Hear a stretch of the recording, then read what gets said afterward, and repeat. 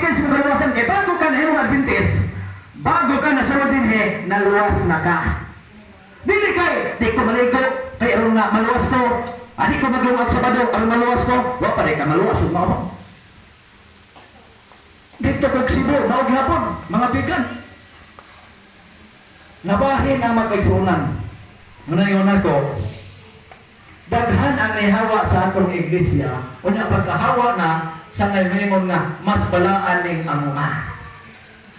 Nayasa dito, giatuan dito sa Presidente sa Misyon. Gani, nag-expect ko na makakuyog mi, pero gilipat mi sa Presidente sa Misyon.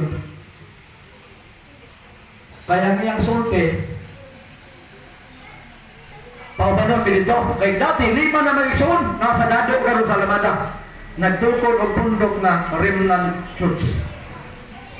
Sa Badistag hapon, pero dating 5 sa atoa. Karon sa Remnant na siya, dili na siya mutuo sa sinulat ni Eldio.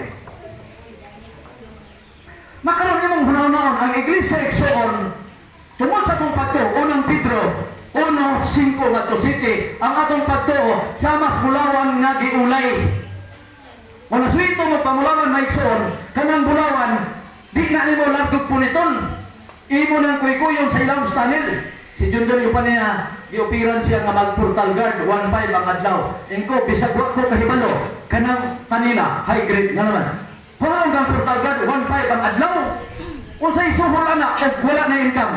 Muna yung nakong doon, dakong kwarta, pero dakong kong porsinto, mapatyan ka. Kaya nga naman, kanang kanila, ransakuno na.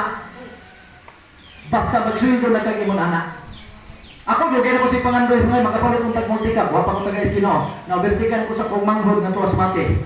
Nakapalit ko brand new, nga multika, 300,000.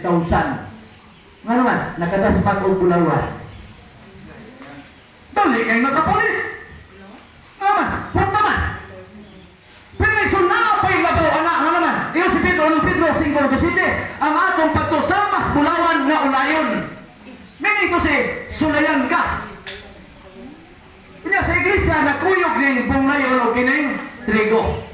Ay kaniha sa, wali sa Commission, na-eskuta, kaniha sa eleksyon, di ba, na-eskutan na kanang nasa chapter 25 Mateo, lunay 5 na buwang-buwang o lunay 5 na tarong. Mauni ang trigo o bunglayon, nagsagol ni sa iglesia. Karon, nakabantay mo Exoon, kinsay maayo ni mo diri ka nang mutahod, bitaw ako, laki man ko, pusagad ni may mutahod, ano babae. Natulaan ako, pero hindi, dito sa kong